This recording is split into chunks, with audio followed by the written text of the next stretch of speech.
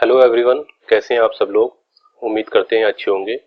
आज हम LLB third semester के फैमिली लॉ, मुस्लिम लॉ के बारे में बात करेंगे। ये पेपर 2015 में आया था। इसका पेपर कोड K-3001 है। मैक्सिमम मार्क्स 100 है। 3 आवर्स का ये पेपर है।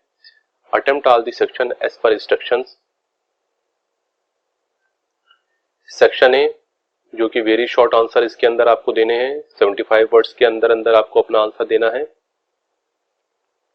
इसमें सभी चारों क्वेश्चन के आपको आंसर देने होंगे। पहला क्वेश्चन है, in which year Indian succession act was passed and to whom this act is applicable. भारतीय उत्तराधिकार अधिनियम किस वर्ष पारित किया गया था और ये किन लोगों पर लागू किया है। Question number 2, what do you mean by khula. खुला से क्या तात्पर्य है, स्पष्ट कीजिए। Question number 3, write a note on mutawalli. मुतवल्ली पर एक टिप्पणी लिखिए। Question number 4, write a short note on option of property. यौवनावस्था का विकल्प खयार उल बुजुर्ग पर एक संक्षिप्त टिप्पणी लिखिए। इन सभी के आपको हर एक आंसर के 5 मार्क्स मिलेंगे। सेक्शन बी में आपको 2 क्वेश्चन अटेम्प्ट करने हैं। हर एक क्वेश्चन अटेम्प्ट करने के आपको 10 मार्क्स मिलेंगे। आपका आंसर 200 वर्ड से ज्यादा नहीं होना चाहिए। Question number 5, what is the concept and nature of waqf in Muslim law explain. मुस्लिम विधि में वक्फ की अवधारणा व प्रकृति क्या है, स्पष्ट कीजिए। Question number 6, what do you mean by primary and secondary sources of Muslim law. मुस्लिम विधि की प्राथमिक एवं द्वितीयक स्रोतों से आप क्या समझते हैं।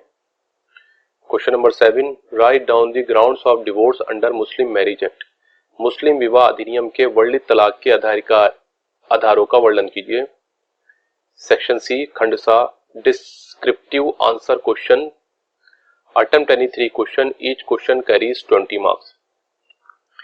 किन्हीं 3 प्रश्नों के उत्तर दीजिए। प्रत्येक प्रश्न 20 अंकों का है। Question number 8, discuss the essential of gift hiba under Muslim law. Is hiba in favour of unborn child valid.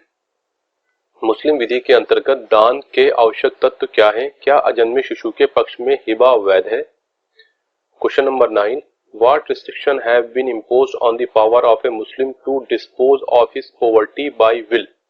Is the will in favour of a wife of the whole of the property valid. एक Muslim पर अपनी संपत्ति किसी के पक्ष में वसीयत करने के लिए क्या सीमाएं निर्धारित की गई हैं? क्या एक मुस्लिम अपनी पत्नी के पक्ष में अपनी संपूर्ण संपत्ति वसीयत कर सकता है?